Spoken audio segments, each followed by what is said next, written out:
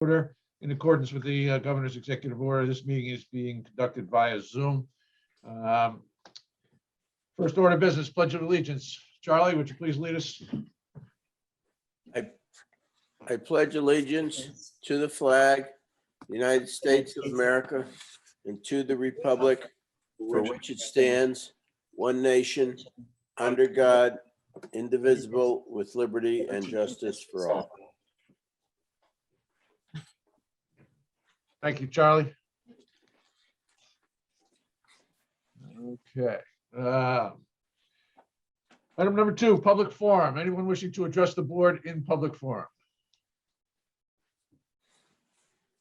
Put your hand up or chat or.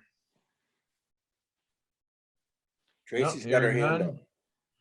I think there are some members of the public here. I see Bill Freeman, who's on planning and zoning, but is probably here for the Sustainable Guilford piece. Robin Campbell is also probably here for that piece as well. And then Joe Kehoe, who sent along some correspondence to me late last week, which I did not get a chance to forward to you, but Joe can certainly cover that under correspondence. Anyway, item 3, that's the approval of minutes, March 1st, 2021 regular meeting. Is there a motion? I'll make the motion. Second. Second? I second. Second? Okay, thank you, Charlie. Second. Any comments, questions, changes, additions, etc.? Flawless as usual. I have one change to request, if you guys would indulge me for a minute. It's on page 9, the discussion of the for-profit group that asked to use the green. And it's a comment that I make. I don't like to micromanage wording, and I'm sure that I did say it if it's in there, but I'm kind of horrified to see that I used the expression that something was black and white to describe something that was, to me, what I meant was clear cut. And if we could either strike the comment or, again, I don't think they need to be verbatim, and I'm sure I did say it, but we have to be careful about our words. And I apologize if I said it like that. I don't think that's a good expression to use. So maybe I'm fine. So Okay. you pick the wording you would like, and I'm fine with it. Okay, Clear thank you. cut seems to do it. Clear cut's perfect for me. Thank you. That's Susan. Thank you very much for that point. You're So, yeah. absolutely right. We have to remind ourselves, and this is a good example. Exactly. Thank you. Yeah. Particularly apropos of some of the discussions that were held last week at the around the Board of Education. So thank you, Susan, for Absolutely. that sensitivity.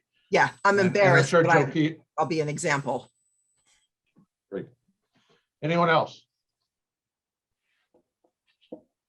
Hearing none, let me try your minds. Selectman Federici, Aye. Selectman Haverda, Aye. Selectwoman Renner, Aye. Selectwoman Ruoff. Aye. Selectman Hoy is also an aye. Once again, thank you, Susan. Item 4, Finance Director Mary Jane Malvasi, and you've got 4 items today. You're loaded for bear. Nope, just loaded for budget season. That's. Ouch. I just gotta get back to my board pack here. I lost it. Okay. Lost my board pack. There we go. All right, so I guess we'll start with our regular stuff. I have the revenue, not much different this month than last month. We are still showing our tax collection slightly behind, but we do have until April 1st to make that up. And as we saw the last time around last July, we made that all up by the time it was the end of the collection period. So we're hoping to do that as well. Tax collection rate slightly down from last year at this time as well. Again, same scenario with that. We ended up bringing that back up. Other than that, we have our usual usual departments that are behind still due to COVID. I just wanted to note that towards the bottom, the operating transfers of 250,000, that collection rate should be 0 there, but it does not affect the bottom line. It just had a little glitch there in a formula, but we did not use any of the we did not have operating transfers in the last year's budget, so that should have been 0. Any Mary question Jane? on revenues? Yes, Mary Jane? Yes. On the tax collections, I'm assuming some of it is due to the ability to delay tax payments. Was the delay until April? What is the delay until? Yes, that's, as I stated, April 1st is the last day to pay taxes. Oh, okay, April So, 1st, I'm sorry. correct. Okay. Right, So so. we should know next month. you Right, know, by the if time we we have an report- issue or if it's just, Correct. So when I report next month, I'll obviously only be reporting March, but we will have that final April 1st number for you. okay, thank you. Hey, Charles, just as a follow-up, I think I mentioned this last week at one of the meetings, or whenever that was, 2 weeks ago. Deb Milano had provided some information on tax collection in at the end of February in 2020. The number was 98.29, and then at the end of February, the number was this year, 2021, was 97.58. And those numbers differ from what you see on your sheet. And Mary Jane can explain that, but as to what that difference is. But year over year, she was not that far behind. Yeah, no, I just, we'll know next month whether, I have no problem with it. I just want to understand when. Thank you, Joy. Okay. Any other, Mary Jane, you had any other points on the budget, on the monthly report, rather? Not unless there's any questions on expenditures. I really don't have anything significant to report. Anyone? Any questions? No, I'm all set. Okay. All right. We're gonna look at medical, right? Medicals, yeah, I was just gonna go to medical. Yeah, so medical, the one thing I did put on there, and I just want to note, because it was an error in our reporting, we pulled the information for catastrophic claims for last month in January. Unfortunately, we received the data was not correct, so I've made that adjustment. So just wanted to show that we are really only at 22% on catastrophic claims as of the end of February. Otherwise, you can see in claims that we did in claims and admin for February, we did make up for the glitch in the Anthem system from last month, which was part of the reason I had a glitch in my it kind of caused a glitch everywhere. So February was kind of just a bad example to bring out. But everything is now in February. We are all caught up with our claims and our admin, and as I noted, back to our correct catastrophic claims.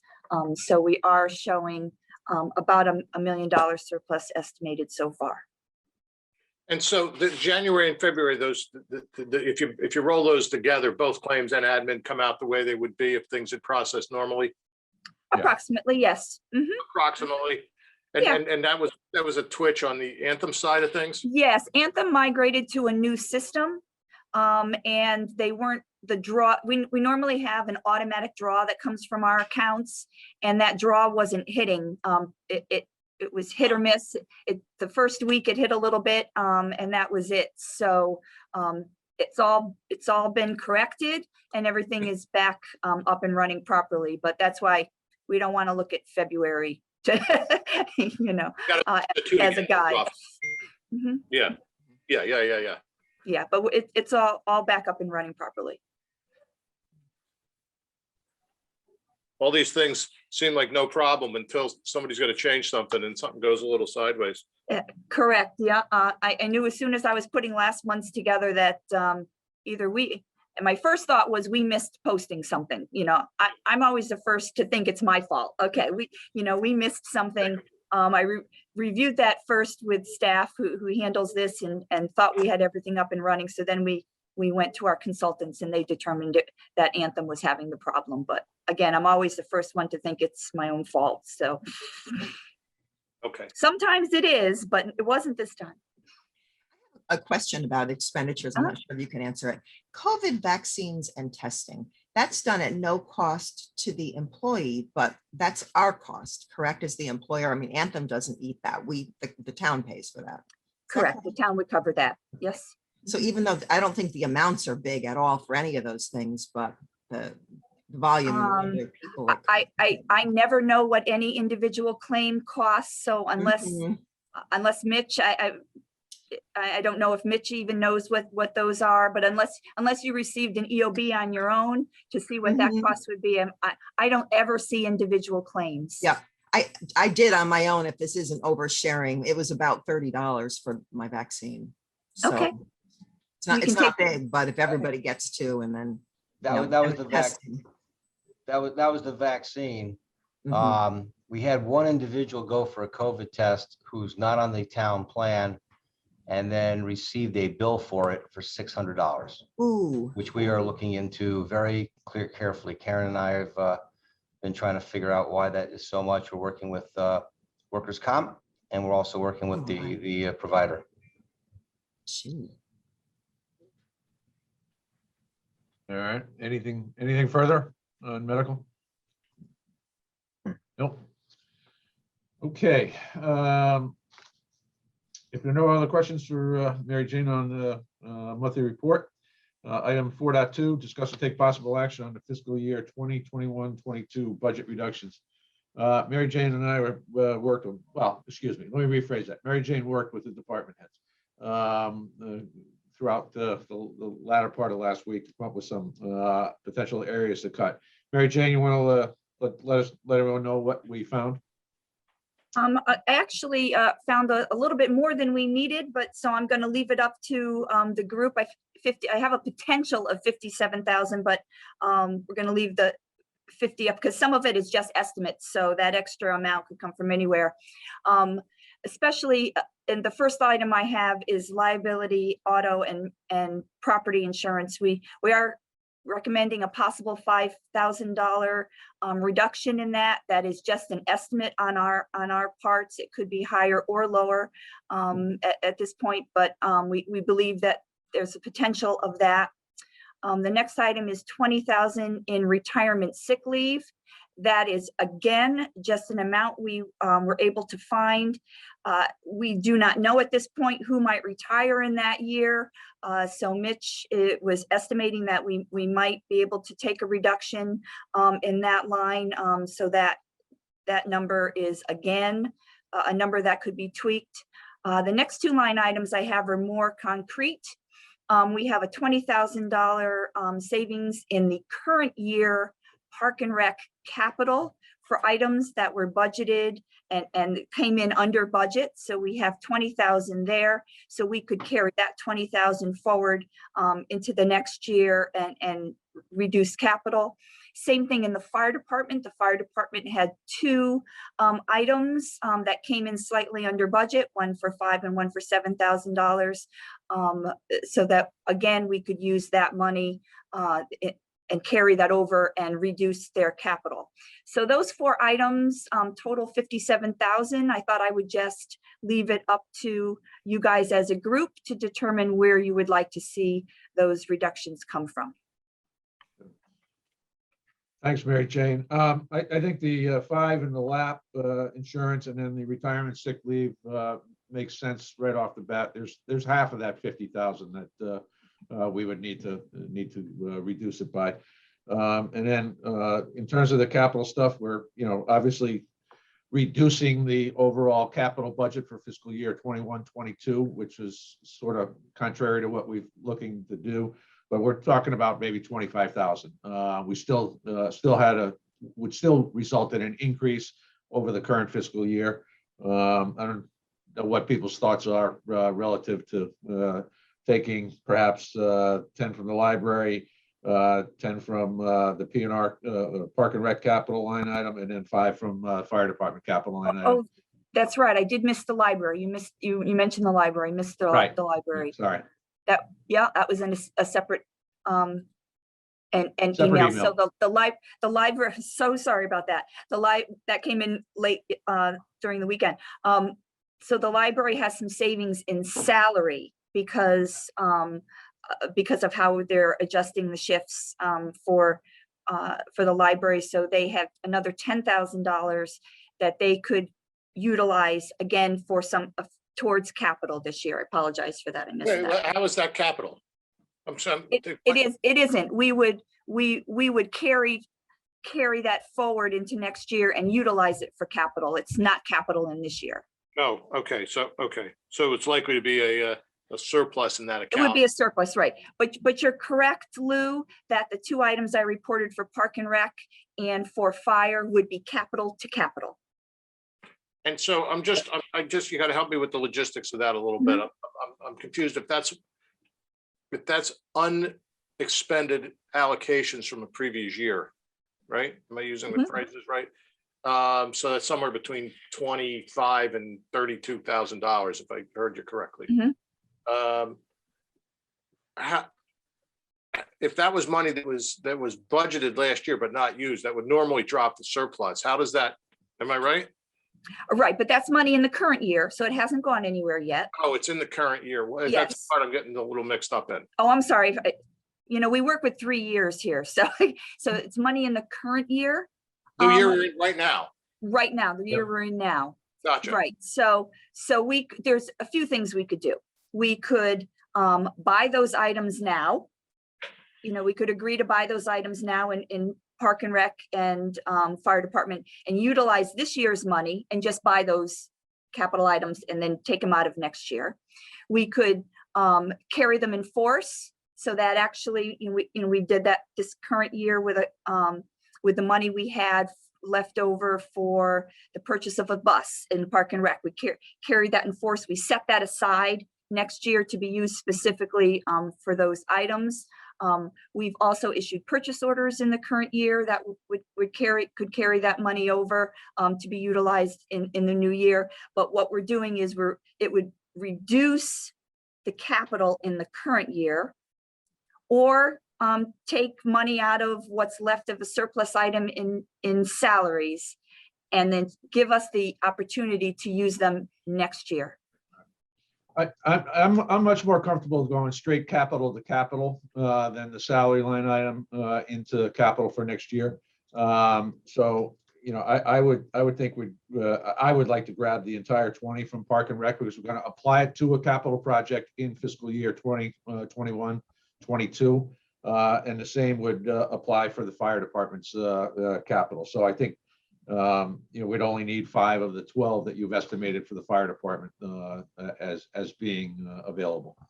But Matt, the question I have, I thought that it was said that both of those purchases came in less than the estimated number. So those are actual numbers at that point in time. So why wouldn't we take the entire amount? I agree with capital to capital, but I don't understand why, if we had a $7,000 savings, we don't do the $7,000. I mean, I can appreciate that we were told to cut 50, but I mean, in reality, if the bid came in lower, then we ought to take the lower number. Charlie, we did. This is just an anticipated surplus in the capital line item of that amount. And what we're saying with fire is we take 5 of it, and then 7 would fall to fund balance at the end of the fiscal year. All right. Oh, okay. So it does. Okay. Yeah, in the end, it's all going to go to fund balance. We're just, utilizing some of those funds. We're just setting them aside differently. That's all. Okay. The struggle I have with the fund balance issue is that we're also taking 50 out of fund balance for this budget cycle. Right, but Charlie, at the end of the year, sometimes we set aside money for other reserve accounts, I understand. coastal resilience, technology, whatever. This money would be set aside in a similar way. Okay. All right. I would like to see as little cut from the 21, 22 capital as possible. So capital to capital will help that, correct? I mean, Whatever we It's take, just where it's coming from that is really more. Yeah. Is more the issue. Mitch? Yeah, it's the first I'm hearing about a salary cut in library. I don't know where that's coming from. I can imagine, but I just didn't know how that's going to affect our salaries overall.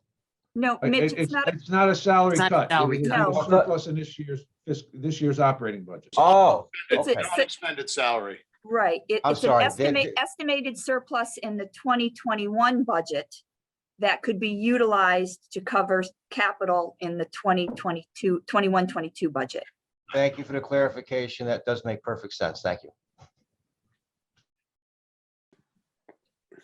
Any other comments or suggestions? These are all sensible and sound appropriate, and you buy in, and like, it doesn't sound like there's any problem. Sounds like we have more than we need. Are we gonna do exactly 50? We have to do exactly 50. That's the approved budget at this point. Lou, I could go through every single line item and maybe find you, some money here and there. No, At the end of the year, we were just trying to find this is larger appropriate, pockets. not disruptive, Right. sensible. I get it. So with Right. that said, if we do the insurance and the retirement sick leave, that's 25. And then if you do the park and rec capital and the 5,000 from the fire department, you're there. Is that a motion, Lou? It's a motion. Second, Second, Second. Any further discussion? Let me try your minds. Selectman Federici, Aye. Selectman Haverda, all right, Selectwoman Renner, Aye. Selectwoman Ruoff. aye. Selectman Hoy is also an aye. That motion carries. Thank you, Mary Jane, for your work with the department heads, and thank you to the department heads for identifying those opportunities. I Okay, don't want to extend the discussion, but I have to ask the question. In our last meeting, we were having a discussion about the potentially utilizing the COVID funds. We're still going to pursue the COVID funds as aggressively as we can, correct? Yes, we are. Absolutely, It was- Charlie. And I could bore you to tears with the sessions I've sat on in the last week about how we can utilize those COVID relief funds. Okay. However, it's largely speculation at this point as to what qualifies for the expense. I Here, I'm know, gonna it's have just to that, do in some our last advanced discussion, we finance were. tonight. But clearly, revenue shortfalls in an operating budget have been declared an eligible use of some of those COVID relief funds. So, for instance, the nearly $500,000 that we're short in interest income or anticipate to be short in interest income certainly would qualify. Now, the devil's in the details. If we wind up with 100% of our estimated revenue for fiscal year 21, would we be able to apply it to that specific shortfall in that area? The initial answer to that question was yes, but again, that is not the Treasury guidance, which is due out hopefully by the end of the week or next week. Yeah, and Charlie, I'd just like to add, if we absolutely apply grants to any and all salary lines that we can, when we are certain that those funds are going to come in. If we were to attach a grant in anticipation of maybe being able to apply them, now we have a shortfall in our salary line if that doesn't come to fruition. And on top of that, even a double shortfall when we're doing the 22-23 fiscal budget. So Okay, I just wanted, after our last meeting, I just don't want to lose the. yeah, we had many discussions on that. Mitch was 100% part of those discussions and helped us come to that conclusion. Okay, all right, let's go. That's it. Right, and Charlie, to I think a point that needs to be raised, and I know that both you and Sandy had expressed some discomfort over how the way it would look if we were to reduce salary for part-time contractor work in the anticipation of using that federal money, as opposed to actually reducing those respective line items. So I'm glad we didn't have to go there. We found the other That's what I opportunity. wanted to just touch on, that we were still pursuing them, even though we weren't using them to balance the budget. Got it. Okay. Thank you, Charlie. I just, one final note, I will plug these reductions into our budget forms and send everyone a final copy. Thank you. Thank you, Mary Jane. Well, item 4.3, discuss and take possible action on the bond resolutions as prepared by bond counsel. You see the language, there are going to be 2 questions for bonding questions. They've lumped them in. One's the Board of Ed, one is the town side. Are there any questions? I do. I'm trying to recall. It talks about improvements to the Lake Quantapug Dam. I thought it was just engineering for improvements. Are we using the same? Am I misremembering? It is engineering, but it's under the guise of improvements for the overall lake, the dam rather. Right, bond counsel put the wording in place as such. Because I mean, it was in the paper and it made it look like they were fixing the dam. Yeah, it did in the paper, yes. We're not necessarily going to change these things now. If bond counsel's comfortable with the language, I guess the improvements include the engineering work. But to the extent, again, there's sometimes messaging is part of our shtick. Well, Yeah. I think the Jesse Williams, the reporter who probably put that in the paper, typically reviews, if he's not actually on this meeting, typically reviews these meetings to write his articles, and I'll make sure that I reach out to him and ask him to make a clarification next time he addresses the capital items, to clarify that it is for the engineering work related to improvements at the dam. Or the other thing is, it may not just be improvements, it might be replacement. Which was my point. So down the line, somebody's gonna be like, "Why, we just spent it, in 2022 to fix this thing. Why are we doing it again?" Well, we're gonna find out once the engineering drawings are in, right? Exactly. Okay, so I think it's worthwhile to get that clearer in the public's perception. Yes, so I'll just comment that, when we're doing these bond resolutions, we try to make them, this is going to be funny, but as vague and specific as they can be. So if you read it, it says improvements to Lake Quantapug Dam, and then the next full line item says may be expended for design, construction, renovation, installation, engineering, and professional fees. So we typically list the project as a project, and then the codicil as to what it can be spent on. So for instance, if the engineering costs come in half, say, I'll make this up, half of what we expect the cost to be, this resolution would allow us, if we choose, to apply the other half to improvements moving forward.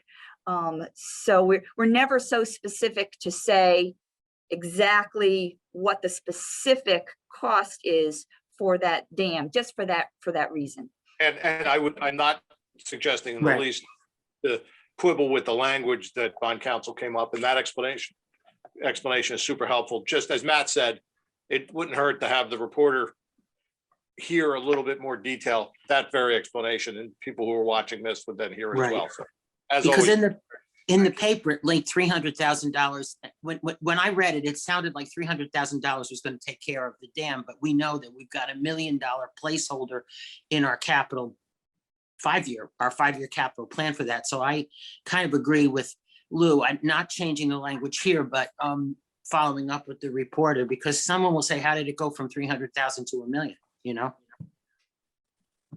Very, very good points. so with all Okay. that, I'll make a motion to approve these bond packages as submitted. Second, Any further discussion? Let me try your minds. Selectman Federici, Aye. Selectman Haberda, Aye. Selectwoman Renner, Aye. Selectwoman Ruoff, aye. Selectman Hoy is also an aye. Thank you. 4.4, consider and take possible action on a resolution and notice of annual town budget meeting and budget referendum. This is the obligatory resolution to move the budget meeting forward, as well as which obviously moves the question to machine vote. Are there any questions or concerns about this document and this process? Hearing none, is there a motion? to So approve? moved. And a Second. second? Second. Let me try your minds. Selectman Federici, Aye. Selectman Haber, Aye. Selectwoman Renner, Aye. Selectwoman Ruoff, Aye. Selectman Hoy is also an aye. Thank you, Mary Jane. Thank you, everybody. So Okay. for Matt, Um, the same point, if I could just drive home to the extent that folks are watching this is going to look like a normal year, right? We're going to have a town meeting. Right. Well, we are determining what we're going to do with the annual budget meeting. That may well be a Zoom meeting only at this point. Okay. But as things Because stand, because it still falls, it still falls within the governor's executive orders. okay, but the The election alternate, referendum is going to be in person as it stands the today. referendum is in person. Absolutely. Fine. So that so that's super helpful for people to know that maybe the meeting is still going to be Zoom, maybe. At this point, it's anticipated it's going to be Zoom. The alternative is a hybrid. And from the experiences that other communities have had with hybrid, particularly when it involves a vote, extremely difficult. Right, I imagine. So But the key takeaway is the referendum will be live. you're absolutely right. Thank you, Lou, for that clarification. All right, item 5, Sustainable Guilford Task Force.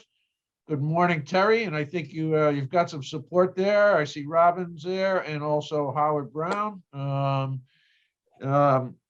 It's that time, the Sustainable Task Force has been quietly busy. And they've got a series of initiatives that they would like, 3 initiatives they'd like to review with us as they're preparing to launch them. And I am supportive of all 3 of these initiatives. So Terry, the floor is yours. Thank you so much, and for allowing us to be here this morning. We also have with us, that's on our subcommittee for Heat Smart, Bill Freeman. There he is. Hi, Bill. Had him in. Okay, so let me start sharing my screen.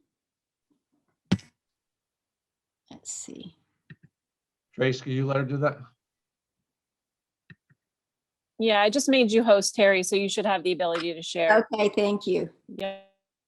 All right, so you should see, do you guys see my screen now? Not yet. Not yet. Okay.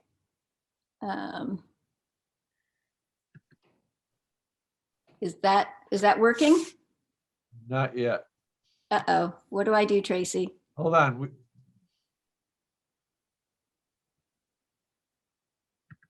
Okay, do you see the share screen button? Yeah, I did that already. Okay, do you have your window open to the Yep, screen I've you want to opened- share? I've opened up my Keynote and it's on the screen on my end. Okay, and you hit the share screen button on Zoom. I did. Tracy, you might turn it off and back on again. I'll Yep, try. Yep.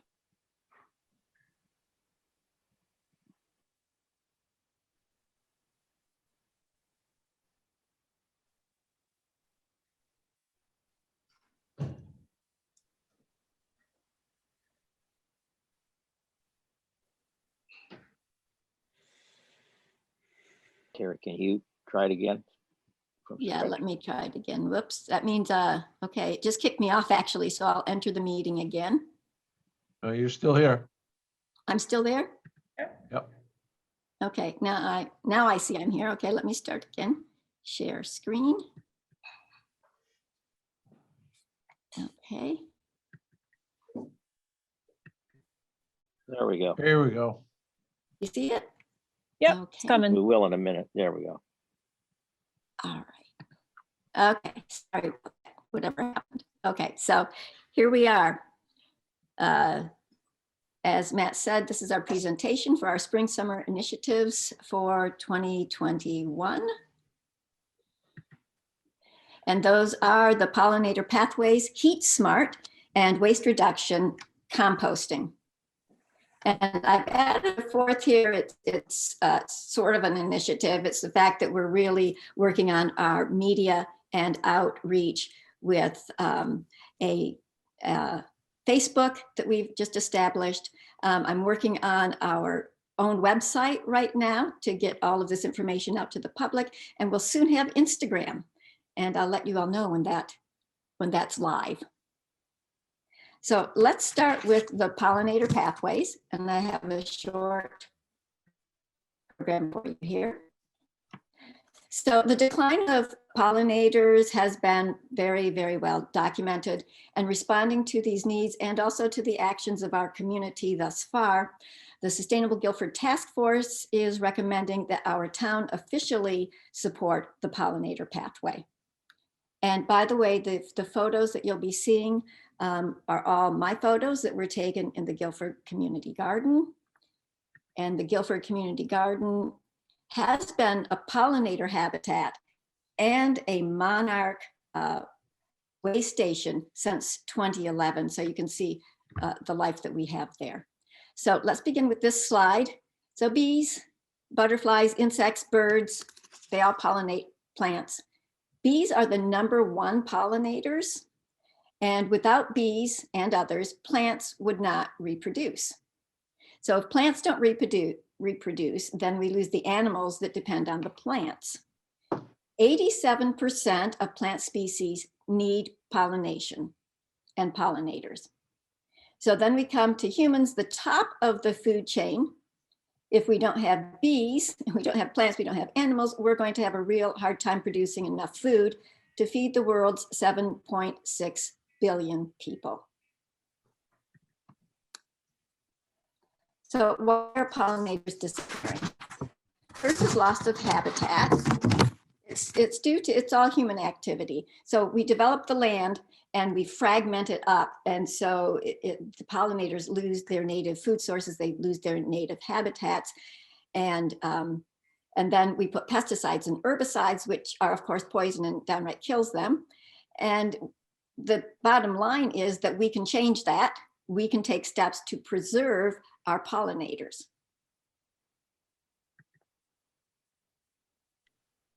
So what is a pollinator pathway? The pollinator pathway was established in Washington State in 2008. And since then it has spread across the nation. The success of a pollinator pathway depends on each of us providing pesticide-free native habitat and food sources for our pollinators, but it has to be in a continuous path. So right now in Guilford, due again to the work of our community, we have a corridor that extends from Guilford shoreline all the way up through Durham. And no one of those gardens is more than a half a mile apart, because the half a mile is about how far the pollinators can move until they're tired and exhausted and need to rest and find food again.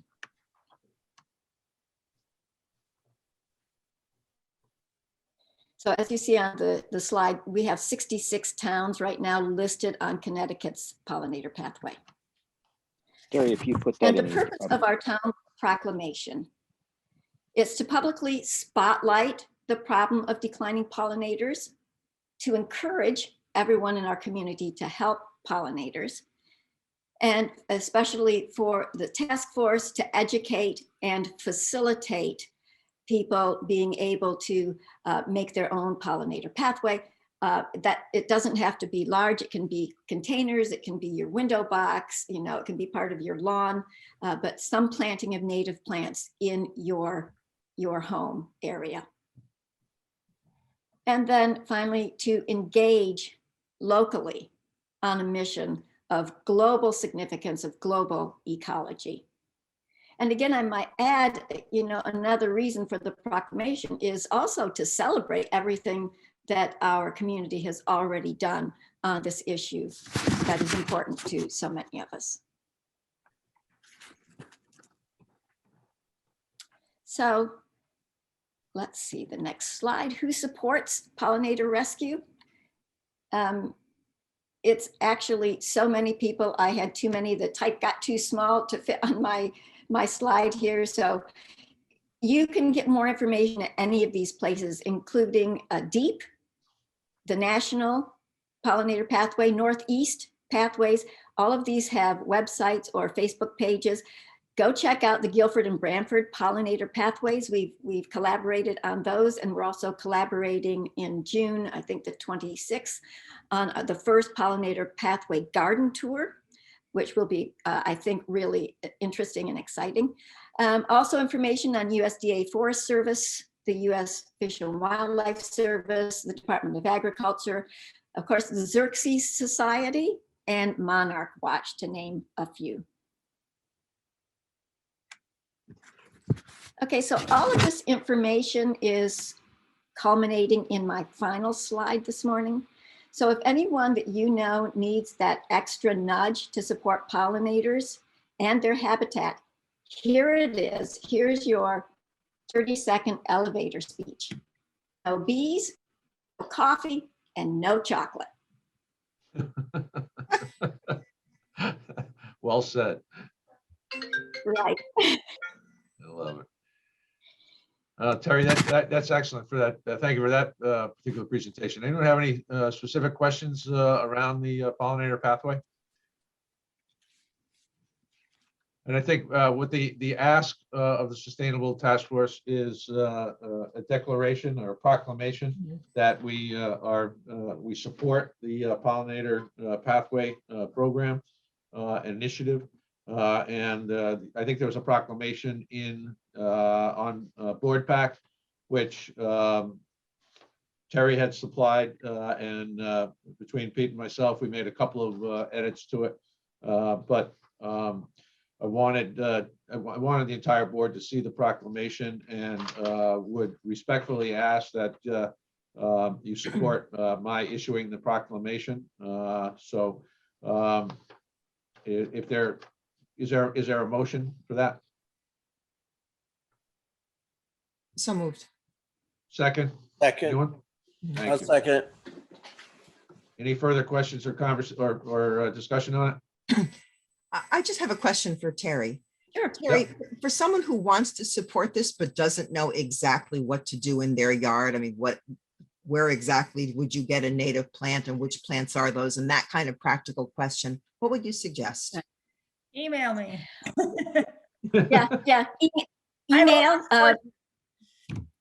Robin has been our point person to connect the task force and the community garden with the people that have been leading the pollinator pathway, the Branford Guilford pollinator pathway. Mhm.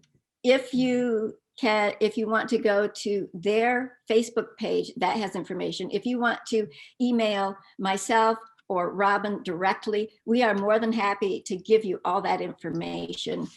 It's the thing that we get excited about, so I'll talk to anybody about it, and so will Robin. And then, of course, It's simple, and then you can, even container plants. So there's lots of options for people who don't know a lot or aren't even, might not even consider themselves a gardener. You can do a window box with plants. Mhm. Lots of ways. And the Guilford Garden Club plans too, I've been in contact with them, sell some pollinator plants at their sale this year for the first time that are Right. focused on it. So there's lots of ways. Excellent. So Thank if I could add something to the larger implications of Susan's question, when we started the task force, we always had the intention of focusing both on town activities and on community activities. And this is a major outreach, and as Terry said, we're building a website and a Facebook presence and Instagram presence, so we can get the word, just the answers to those kind of questions, out to the community as easily as possible. And I noticed that Rick, I don't know if Rick is still on here, but the degree to which the town can participate with in this too would be, I think, a great thing.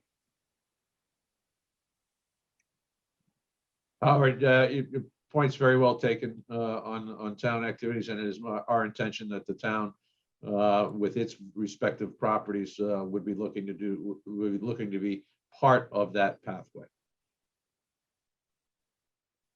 Fantastic. Great. I have a Okay, comment. if I might. we've got a motion and a second. Let me try your minds. Selectman Federici, Aye. Selectman Haverda, Aye. Selectwoman Renner, Aye. Selectwoman Ruoff, who is probably on the phone or trying to switch between the Yeah, she's having trouble getting back on. She's She having trouble getting she may back in. not be Okay. able to, yeah. Selectman Hoy is also an aye. That motion carries. Thank you. Thank you. Terry, next up. Next up is Heat Smart, Guilford's Heat Smart. Julie Paquette was scheduled to give this presentation. This is her presentation, and her subcommittee work kept her from coming on with us today. So I'm going to read her notes. Okay. So Heat Smart is an education and outreach initiative to facilitate home energy audits and installation of efficient heat pumps and solar to decarbonize heating in homes. In partnership with a statewide nonprofit organization called PACE, which is People's Action for Clean Energy, residents will have access to information, coaching, and pre-qualified contractors prepared to provide home energy improvements with financial incentives and rebates provided by Energize CT. Heat Smart is an example of a community energy campaign, which is an action area in sustainable Connecticut worth 10 points. And we hope to launch the initiative for Earth Day 2021 through October 2021 with a 6-month campaign. I should note for Sustainable Connecticut, those 10 points, you may say, why do we need them? We're already silver, but we actually have just 1 year left before we have to recertify those points to maintain our silver. The 6-month campaign again starts from Earth Day in April through October. And Branford has already gone through this process. So let's go on to slide 2. So why Heat Smart?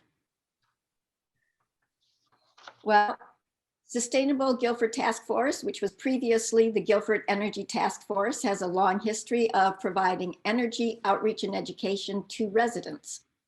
Over 7 years ago, the group promoted home energy audits with over 150 participating households. 4 years ago, the organization promoted electric vehicles with the launch of the town charging stations and an electric vehicle fare on the green. So we see this as the next step to package energy conservation with clean heating by promoting the heat pumps and solar. Okay, more than 80% of Guilford homes are heated with fuel oil. That's 78%, I think she has here, or propane, 5%, which are carbon intensive and expensive heating fuels. The balance is split between electric and gas. Energize CT offers significant financial incentives for conservation in all energy use, as well as switching to cleaner approaches for heating.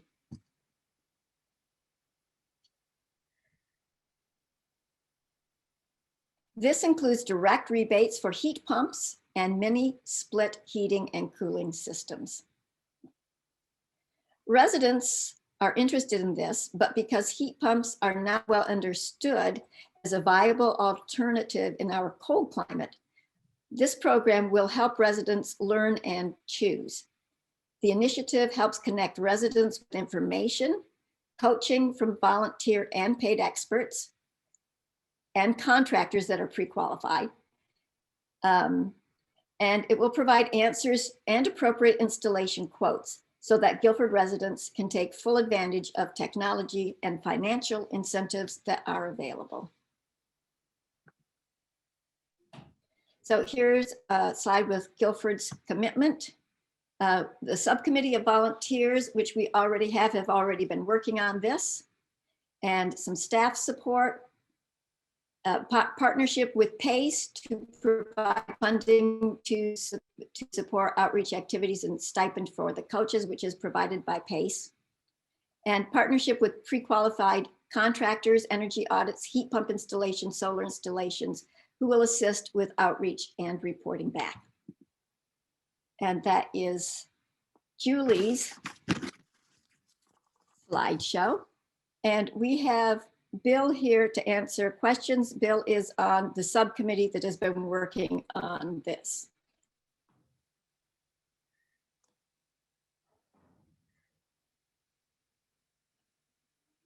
Bill, is there anything you would like to add? The only thing I would put forth is that it is a sort of a misunderstood product, because I think that it hasn't been as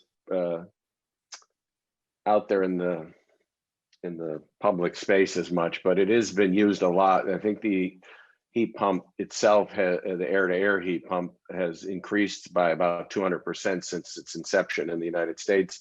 And in other countries such as Japan, it's 90% of all heating and cooling in that country. So, and that decreased their use of fossil fuel by about 40%. That's a big change. So I think that once we, get this program going and help get people educated about the use of it and how efficient it is, because if you look at fossil fuels, they're kind of, you'll say, I have an 80% efficient system. Well, these systems work differently, where they take energy and they, through compression cycles in a compressor, they up the ante from 1 watt, let's say 1 watt of energy in or power, to 4 watts or 3 watts out. So it really is a renewable resource, from the sense that it's taking something from the air that's there and then putting it into a system that either cools it, takes the energy, makes the air that's coming back out of the system warm, or makes the air that's coming back out of the system hot, so that the heat that's in your house or the cooling in your house is about a 3 to 4 to 1 exchange. So I don't know if that makes sense, if you understand that, but it's kind of the nuts and bolts of it is it has a coefficient of performance that is greater than 1. So it's a really good system. It's easy to install. It can go into systems that are air to air. Say if you have ductwork in your house, you can plug it right into that and it'll distribute through the same ductwork.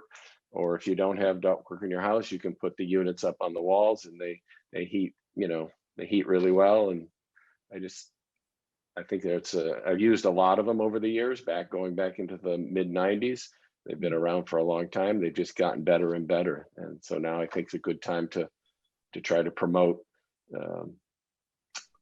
swapping out as pieces of equipment age out, or if people want to sort of step up and combine it with solar, because now you're taking something that's 100% electrical driven and now you're adding solar panels to your house. So now you're getting the energy that runs that system from the sun. So it's sort of a win-win all the way around. Thank you. I would Thank you, add Bill. there's a misconception because even 10 years ago, the systems were not efficient enough, or were not efficient enough that they required, when it got really cold out, they would use electric resistance heat, which is very inefficient to get the difference, to make up the difference. And now, as Bill said, they're not only in Japan, but just in Europe and Australia, places are rapidly converting to these systems because they're essentially a renewable energy system, because they're getting ambient energy from the air, even when the temperature drops down as low as 0 to heat. Yeah, they can operate at minus 22 degrees at about 82% efficiency. So that's pretty high. I mean, And they're also very efficient for air conditioning. Yeah, for air conditioning. Standard systems. So the reason that it's sort of have to think about where you're starting and where you're ending. So in the wintertime, the delta between where you want to be and where you are, so to speak, the outdoor temperature is greater. But in the summertime, as Howard points out, the gap is much smaller, so they become even more efficient for cooling. But we can there are other ways to cool. Most cooling systems that we have now, or all of them, except for some of the industrial ones, are run off electricity. So what we really are going to focus on is how to incorporate this into the heating. The degree days in Connecticut are all heating degree days, not cooling degree days, similar opposite of, say, you would be in Florida. So we want to really focus on the use of these to decrease the use of fossil fuels for the heating degree days. I can throw in an unsolicited endorsement on this. I mean, we have one, and the heating, we got it to replace an air conditioner, which was a wall unit. It was hideous and loud and terrible. And it does a great job air conditioning, but the heat bonus the rest of the year is just so fantastic. And frankly, a significant savings in the amount of oil that we have to buy. And it's a lot more focused. I mean, it's in the room where you want it to be when you need it, when you shut it off when you don't need it. So it's really terrific. Yeah, and I would add to that my neighbor where I used to live had an older Cape house, oil furnace, forced air kind of thing, but he had no air conditioning, and it really, really was difficult. He was getting older. He was in his 70s, and he wanted to get some air conditioning. I said, well, try putting a heat pump in your main living space, and it's kind of an open downstairs. And so he put one unit in that area, and his oil consumption dropped by $800 a year. So and it wasn't for heating per se, it was for cooling, but you set it up where you put your heat sitting a little bit lower than what your mini split is set at. And so the majority of the time on days like this, when it's 30 and 40 and 50 degrees out, it does all the work. And then the days when it's a little cooler and down in the teens or something, then your backup system would be your older system, and it would come on just to sort of supplement, wisp in bits of heat when you need them. So that's what I think is what your experience was, Lou. Yeah, it's good. I would also add, though, not to be like a commercial here and to chew up too much time, you do need to have annual maintenance on the thing. I mean, it feels like you don't in the first year or two or three, but it's wise. Filters need to be cleaned. It needs to be looked over, and they do a great job. So get a reputable contractor and settle in for some comfortable heating. And quiet. Yeah, even more. All right. Any other questions? Yeah. Any other questions? I think the ask here is for us to move forward with executing a memorandum of understanding between the town of Guilford and Pace, which would subsequently require us to identify qualified contractors who are capable of installing these types of systems. And it's my understanding there are at least 4 Guilford-based heating and cooling entities. You'd recognize most of them by the trucks running around town that we would reach out to. So my thought here, I know Branford did it a little differently. I think Branford they went out to bid, and they selected may have only selected one contractor in Branford. That's correct. In my mind's eye, I would like to engage every heating and cooling contractor, provided they have the certifications to do so. And then, so that they would basically be getting the town of Guilford's good housekeeping seal of approval that they're qualified and capable of doing these, of installing these systems, and thereby enabling the homeowners to take advantage of some of the financial incentives that exist to convert to this type of heating. Is there anything I'm missing, Terry or Bill or Howard? Well, the only thing I would add to that is that also the pre-part to the contractors getting involved is that we're going to have a home energy survey. They call it a HES, and there's 2 providers that do that in this area, and they come into your house and look at your insulation up in your attic, underneath your basement, your heating system, your doors, to see if they can use sweeps and things like that to help seal them, or sealing around doors and stuff. So that happens first, which sort of gives you a benchmark of where your house is generally and improvements that you could make, maybe other than the heating, but then it gives the vendor, sort of the contractor, a bit of a understanding of what kind of house and what the people are interested in doing. They fill out a survey and say, yes, we'd like to go further and look at solar, or we'd like to go further and look at a heat pump or a geothermal system even, or both. So it's sort of like that's sort of the gateway in which we're going to get into the process. Right. Okay, but that process would happen after we had officially entered into this program. Oh, yeah, yeah. It's just more of the mechanisms of how it's going to be set up. That's usually a free service that you can get. And I think the maximum it can cost is $50. But that just was our way of, or Heat Smart's a way of sort of helping people get an understanding of what kind of house they have and what some of the needs they might also have. I'd like to mention that it's another example of how the town could also consider, we've got solar systems on all these schools now and town buildings, and it's so compatible with the solar, as Bill said, that we ought to be taking a look at it for town facilities as well.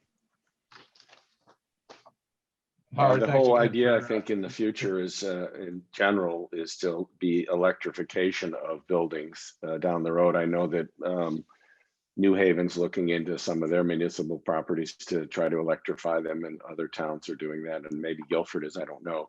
But that really is where we're heading as we become more accustomed and have more renewable energy available to the grid. Thank you. All right. I'd like support of the board to move forward with this project. Is there a motion? So moved. Thank you, Susan. Anyone, is there a second? I'll second it. Any further discussion? Hey, I do. I just have a question in section 8, the marketing budget. And sorry if you went through this and I missed it, but where is the money coming from for this budget? There's a section Coming 7. from excuse me. PACE, Coming from PACE, it's coming all from PACE. PACE.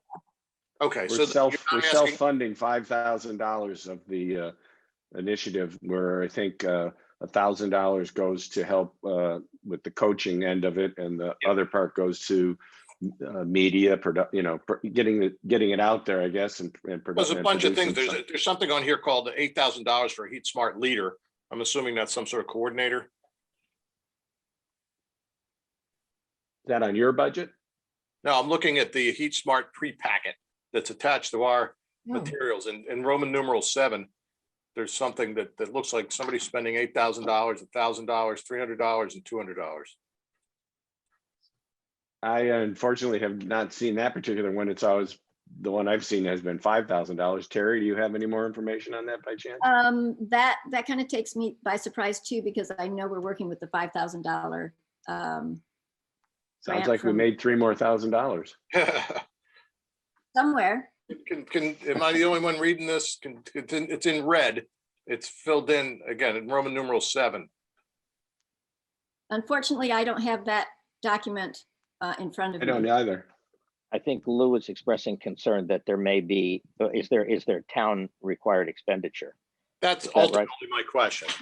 As far as I understand, there's no town None. required expenditure. It's fully funded by PACE. Unless, of course, you want to make a motion that you would add, I Not at this point. appreciate Lou, that. thanks for bringing that up. That would include 2 mailings. I think the assumption was we would do 1 mailing, at least that was the conversation I had with Julie and Terry relative to this, that we would use a variety of ways to get this out to the community. And quite honestly, the last one that really we would use would be mailings. This is going to be largely driven through social media and that type of communication with our residents. So I think a single mailing was what we had talked about last week, Terry, right? That's correct. All right, so just before anybody signs off on this thing, that paragraph needs to be cleaned up a little bit. That is an example budget, Lou. That's, Oh, if okay. you read above it, it says up to 5,000 is available in funding Yep. from PACE. Yep. So this is not, we're not committed to that $8,000 Mailing. It is a mailing. Mailing You're program. The leaders of that. Okay, fine. I mean, if that's the way it plays out, I'm on board if we're not spending anything and it sounds like a worthwhile project. Thank you. Okay, let me try your minds. Selectman Federici, Aye. Selectman Haverda, Aye. Selectwoman Renner, Aye. Selectwoman Ruoff, is she back on the phone or not? No, I No. think she's gone for the rest of the meeting. Okay, all right, Selectman Hoy is also an aye. That motion carries. Thank you. And Terry, last one, waste reduction composting? Yep, and this one isn't taking any action on the town, just to let you know what we're doing. This is our initiative to help with waste reduction in our town as part of the mandate to do so. We've been working on composting for well over a year. We helped to set up the Blue Earth collection of compost, but really where it's at is home composting, and we're working with Scrog on that. And so we have a couple of things going on. I have recorded a how to compost in your backyard video, and that is available on the town website. It will also be available on our new website as soon as we get that live. We also have a sale. So let me switch to show you the sale from Scrog that we're participating in. And here it is. It's a backyard compost bin and rain barrel sale. And the one of the pickup areas we are handling, which is in parking lot behind Town Hall. And that's Sunday, 4/25, 10 a.m. And then we're giving people a huge discount, like 45% on these home composters and other materials you need for home composting. So there's a lot of information there, a lot of work that Scrog has done, that we have done. What we need now is to get everybody on board with this. We've only sold 6 bins so far in Guilford, so we really need a lot more media attention to this. Let me tell you, home composting is easy. It takes a huge portion of the waste out of the waste stream, and you take the bin in your backyard, and all of your kitchen scraps or anything else that's compostable that I tell you on my video, you put in there instead of putting it in the trash. So this is something that I hope that, and I know Tracy, you and I will work together to get hopefully some sort of article in the Courier very soon. People have, I believe, until the April 21st to get these ordered, and I'll also be advertising this through the Guilford Community Garden site, Instagram, and just through our connections with the garden community. So I'm very excited about this one. Can I add Wonderful. something to that, Terry? Sure. We started doing using the Blue Earth collection, and we have been astonished at how much, probably at least a 30% reduction in our trash that is not not recycled, but our trash, and that's by volume. I mean, when we're talking about weight, it has to be much more than that. So this is really could be a serious waste reduction technique for the town. And we're also starting to talk about other ways of allowing the town to encourage this that are further off. But the possibility that we could collect it, it'd be cheaper for people to collect it at the transfer station or whatever, for people who don't want to do it in their yard or don't have a yard. Right. So we have to have a multi-pronged approach to getting people to do this composting, and whatever fits their lifestyle and their needs. But my little speech is in the quote here. It is one of the most important things you and your family can do to reduce waste in our landfills, mitigate climate change, and save our town money. Right. So This is a win-win for everybody. I'd like to Ter- add Ter- something as well.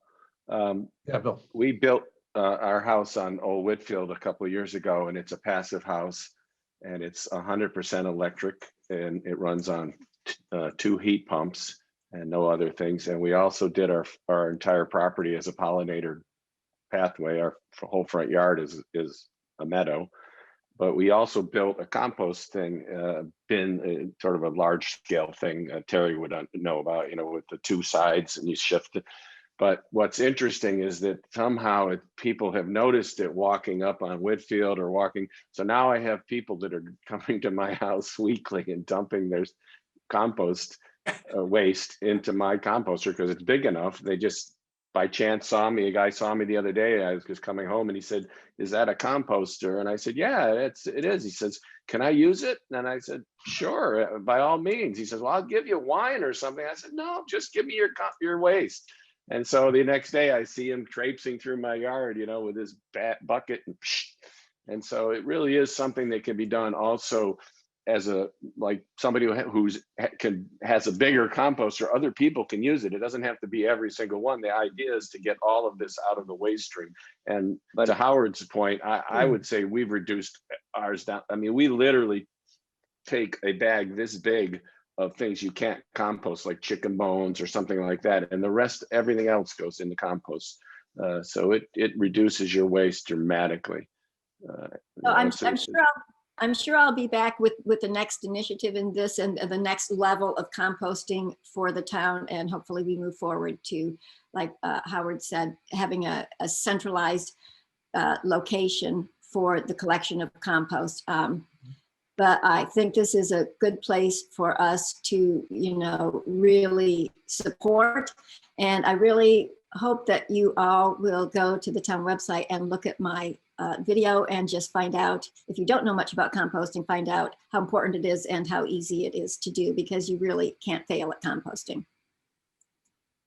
I just want to point out, Terry has been very passionate about composting for a long time. So I'm thrilled to see this initiative starting to kick off.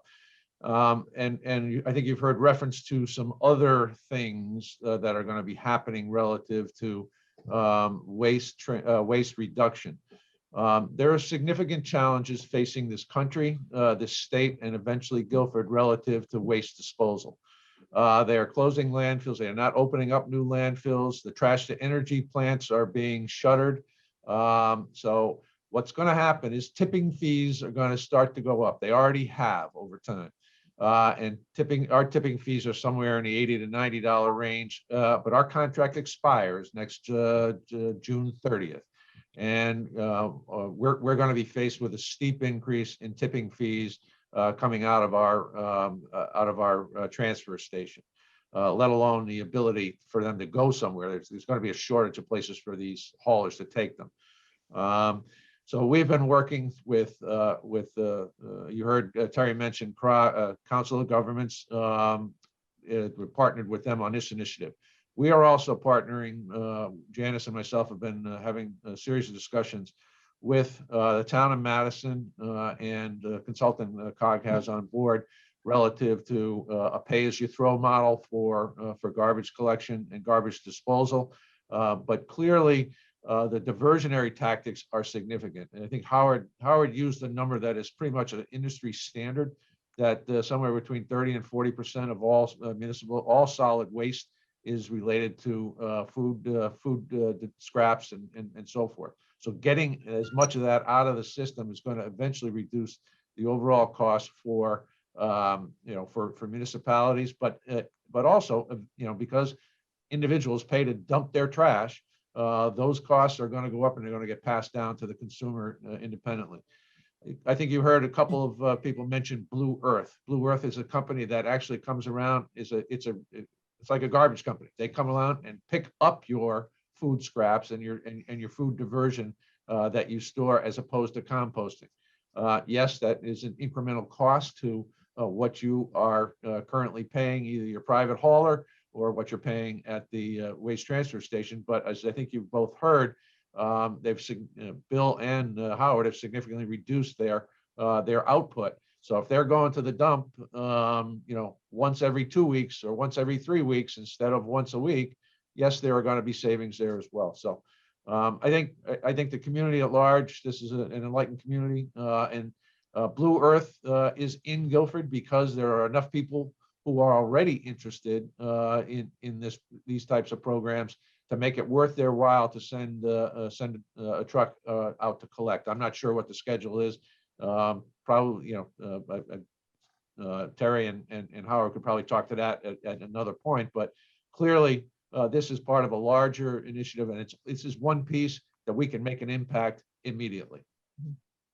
So thank you very much, Terry, for that. And I urge everyone to support the initiative and get a pretty good could I- deal on April 25th. So I'd like to Any, add also that it's not just food scraps and things like that. You can recycle your cardboard, your shredded paper, newspaper, things like that into your compost, and because you need a balance between the food and the brown, they call it. So Yeah, it's not, greens and browns, it's 1/3 green to 2/3 browns, and all of that information is on the presentation along with everything that you can compost.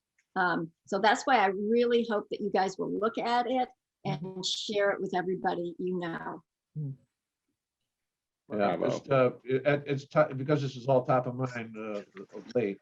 Another diversionary tactic that is gaining some momentum is textile diversion. Instead of throwing all your old clothes into the garbage, there are certainly places where you can donate those materials. But also, I think there already are bins up at the waste transfer station. So, if you're going to be throwing out those old jeans, why don't you just recycle them through one of the through one of the donation opportunities that are there. So. Yeah, this is the kind of information that we're really needing to get out to the community. And I have people that want to work with me on that in subcommittees because they're really passionate about it. And so our, setting up our website was really, the time has come to have a place that people can go to get all this specific information. And that's one of the things that we're working on really hard right now. That's terrific. Terry and the entire team, thank you very much for your presentations, your time, and your passion for what you do for sustainability in Guilford. Thank you very much for your work. Thank you. a good week. Yep, bye. Yeah. All right, item 6, Board of Ed Director and Operations Facilities is Cliff Gurnham. He's got 2 items on the agenda. The first one is discuss and take possible action on award of bid number 9-2021, the Melissa Jones partial window replacement and door replacement project. Cliff. Thank you for having me. So the Melissa Jones window and doors project went out to bid about a month ago. We received 6 bids from that. The bids were all relatively close in cost, which is always great to see. We had our architect go through and do a scope review with the lowest bidder, and there was no concerns with the scope of the project. They felt confident in being able to hold and maintain the cost and the schedule of the project. The architect has also worked with that bidder before. The bidder's name is Accurate Window and Door LLC out of Norwich. So the Standing Building Committee has gone through, they reviewed the bids and they recommended to move forward, awarding the bid to the lowest bidder, Accurate Door and Window, in the amount of $644,800. Any questions? Hearing none, is there a motion to approve? So move. And a second? Any further discussion? Hearing none, let me try your minds. Selectman Federici, Aye. Selectman Haberda, Aye. Selectwoman Renner, Aye. Selectwoman Ruoff, if you're out there, but probably not. Selectman Hoy is also an aye. That motion carries. 6.2 is an add to the agenda. Is there a motion to add to the agenda consideration and possible action to waive bidding and award environmental consulting CA and monitoring services for Melissa Jones Door and Replacement Project. Is there a motion to add? I'll make the motion to add that to the agenda. And a second. Let me try your minds. Selectman Federici, Aye. Selectman Haverda, All right, Selectwoman Renner, Aye. Selectman Hoy is also an aye. That motion carries. Cliff, you want to just talk about this a little bit?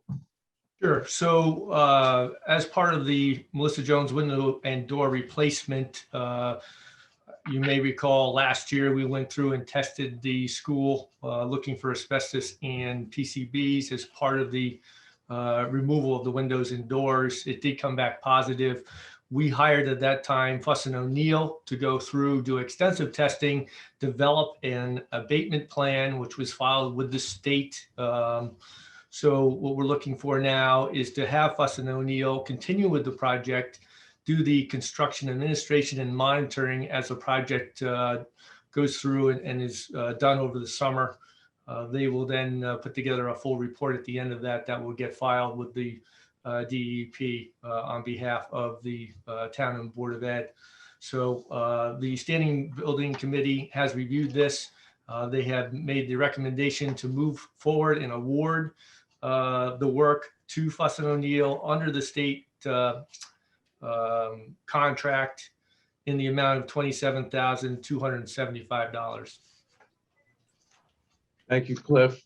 Is there a motion to approve the award of the bid to Fuss and O'Neill for $27,275 with the funding coming from the Melissa Jones School Window and Door Project bonded in fiscal year 1920 with an approximate balance of $1.5 million.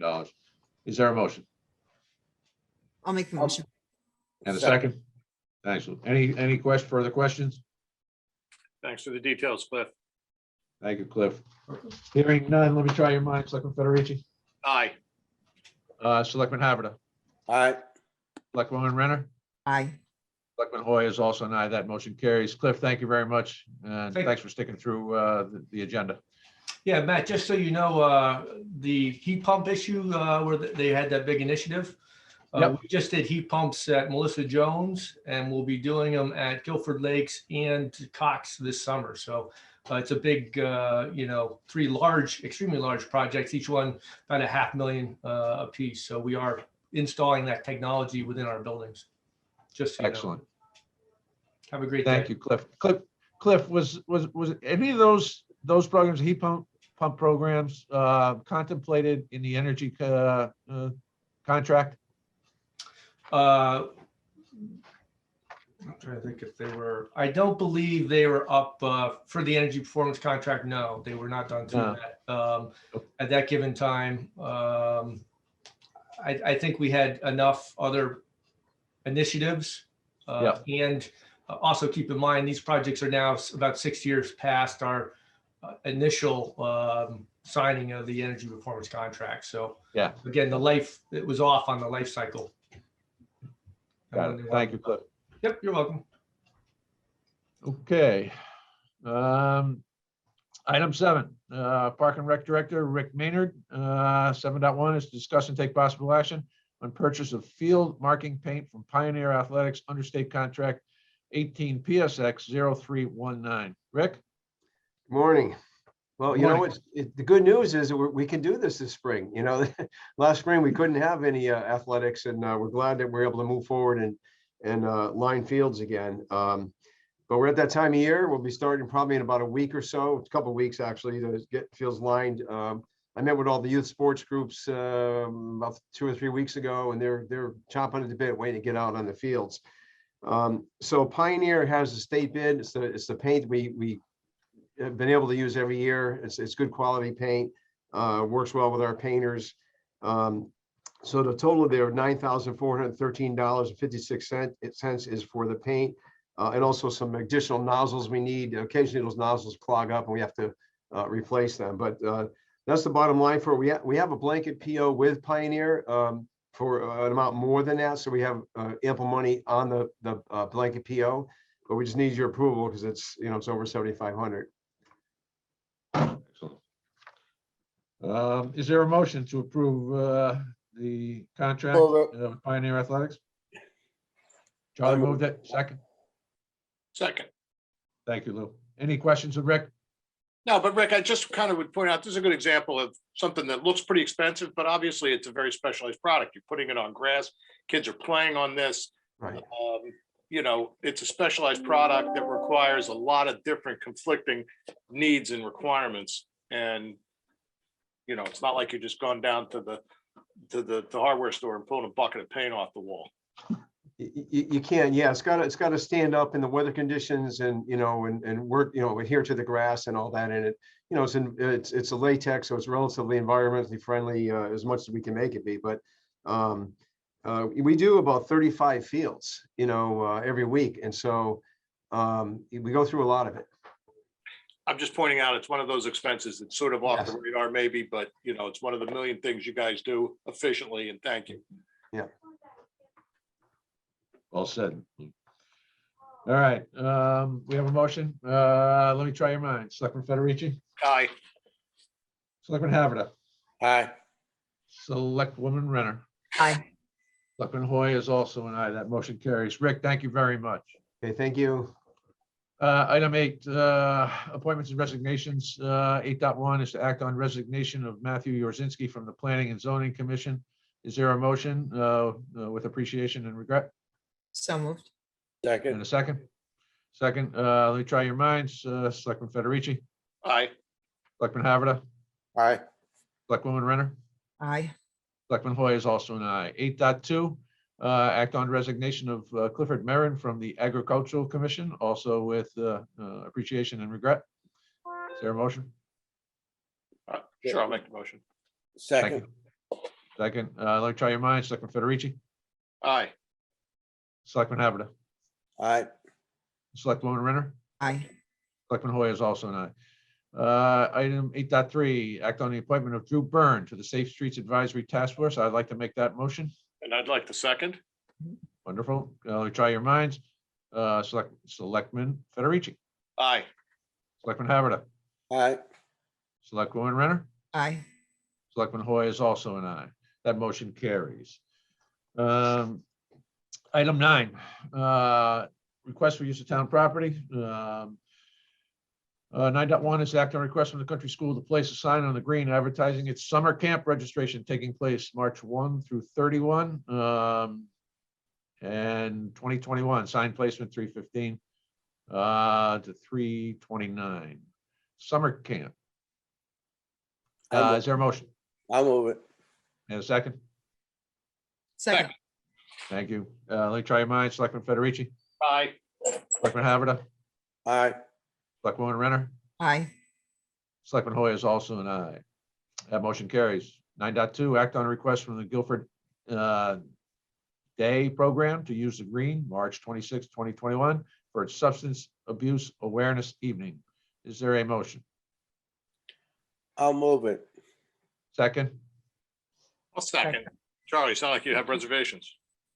I just want to understand what it is. They're going to use the stage and just kind of have a program type thing. I'm not really, I'm familiar with day, but I don't know what an awareness evening is.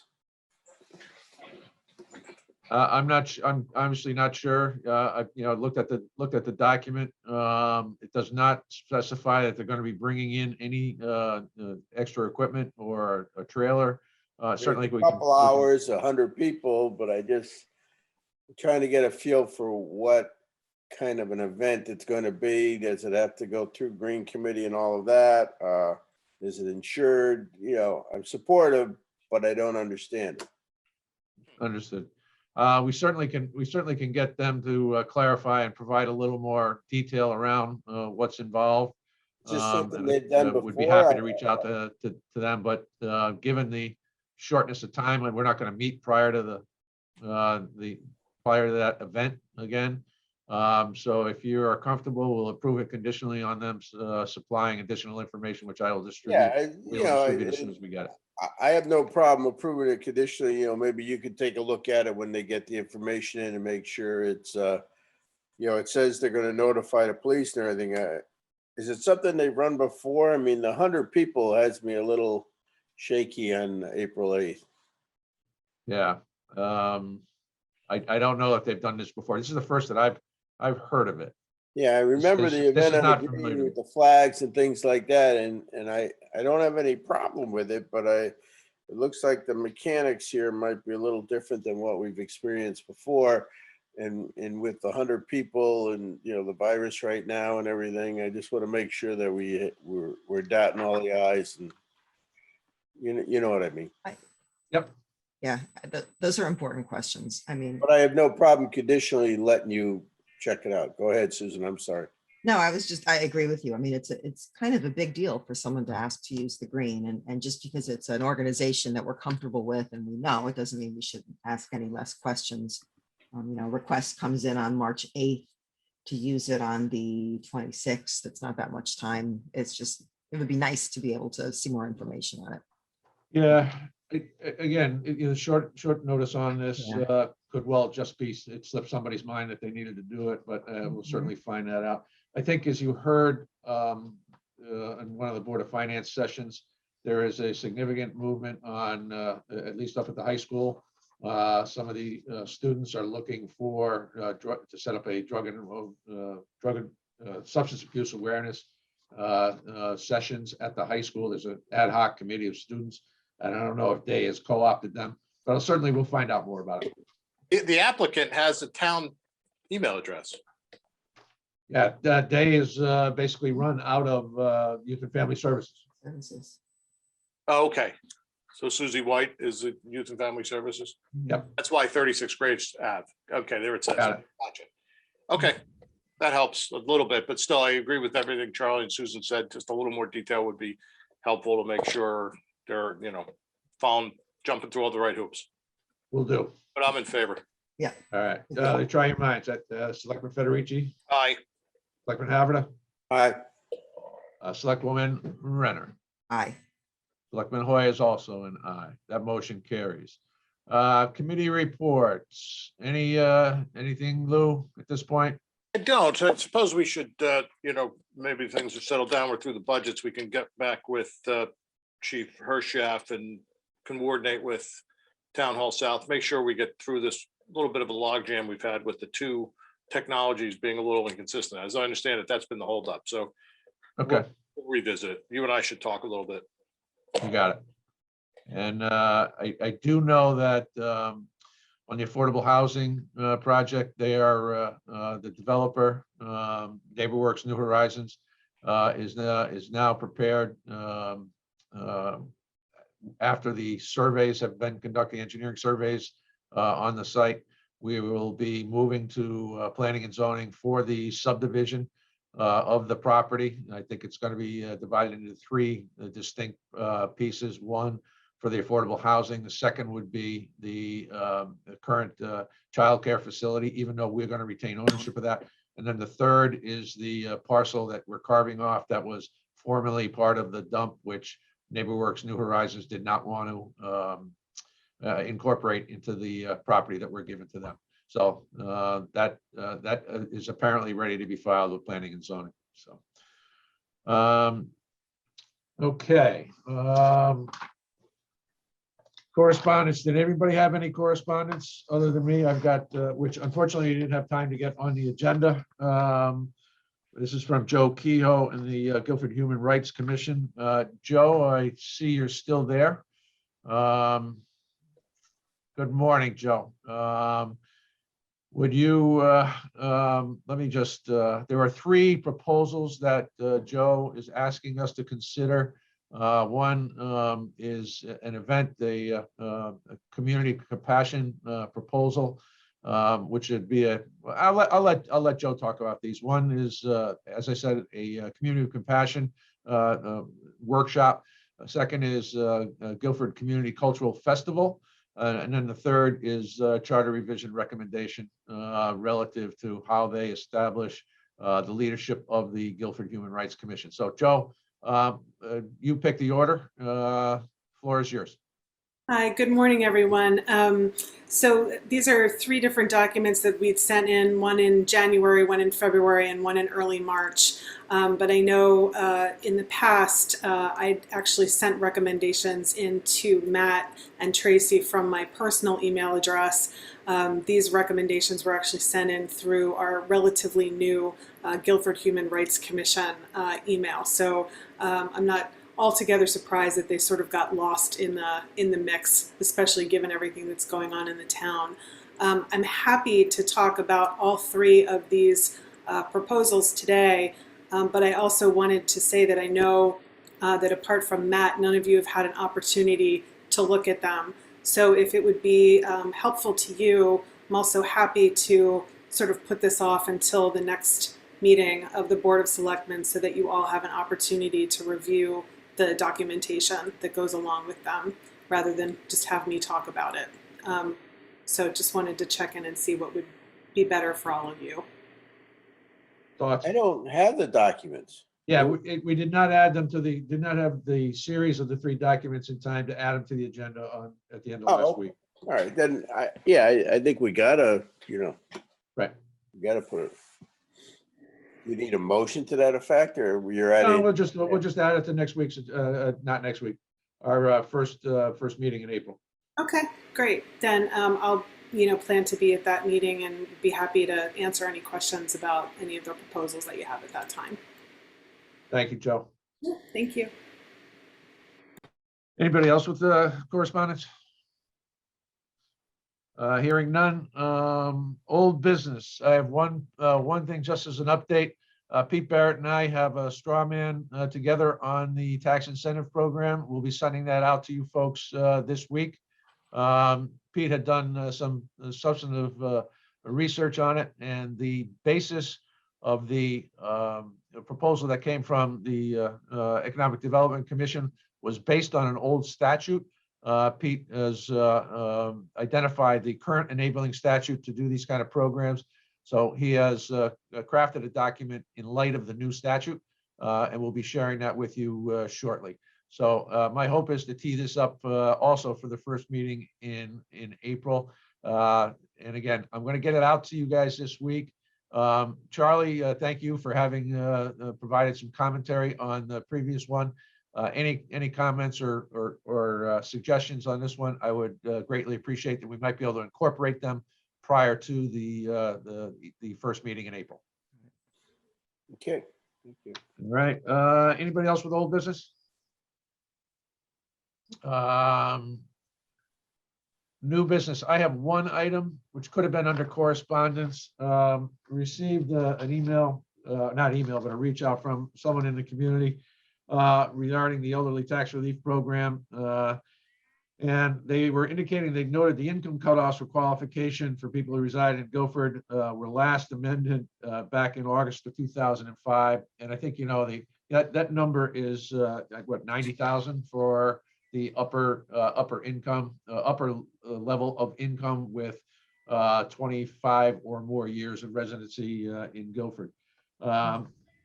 And so they're asking for consideration. My assumption is they're just above the qualification range. This pops its head up every once in a while. Typically, what I have suggested to folks is that there are two sides to this sword. One is there's a body of thinking that 90,000 is a pretty significant number. It's rich by comparison with tax freeze programs throughout the state. Quite honestly, it has long been considered the gold standard. And there are families in this community who are raising children on incomes of less than 90,000. So I've always sort of cautioned the folks who have brought this issue up that a full review of these could wind up being detrimental to some folks in the program.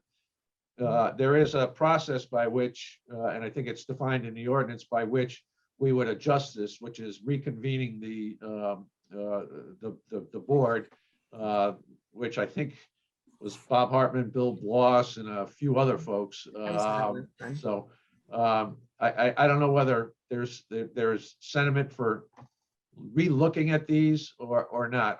I've long felt that the program is the program, and I think it satisfies the needs of most folks in our community. There will always be some folks who just miss qualifying, no matter what the upper range is. So I'm not, yeah, I don't think it's necessary at this point in time to reopen it. I tend to agree with you, but it would be really nice to have just a statistic of, and we don't need any names or anything like that, but what are the income levels of the people that are taking advantage of it? You know, how many, you know, is it 100 people and they're all in the 50 to 60,000 range, or are they, you know, it'd be interesting to have a graph or a number of what the income levels are of the people that are taking advantage of it. Mhm.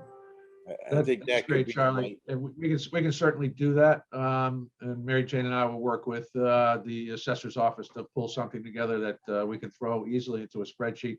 I don't know if there's a data extract or what they've got at this point. It's probably would need to put together a spreadsheet. Would you be interested also in the number of years the individual has lived in town as part of No, that? because at the 25, that makes sense. I mean, or some number. It's Right. just that if we had that particular piece of information and we found that most of the people were in the higher range, then we might want to look at it further. But Mhm. I think that's going to be very telling. Like you said, that 90 seems like a high number, but you don't know. I mean, we just Right. don't know. And the way the program is written, there are some exclusions to taxable income that folks are able to take advantage of. Mhm. Tax-free munis being one of them, right? Yeah. If you happen to have a portfolio full of those. Mhm. All right. Well, thank you. We will pull that together. Thank you. Okay, no other new business? Mhm. All right, public forum. Anyone wishing to address the board in public forum? Hearing none.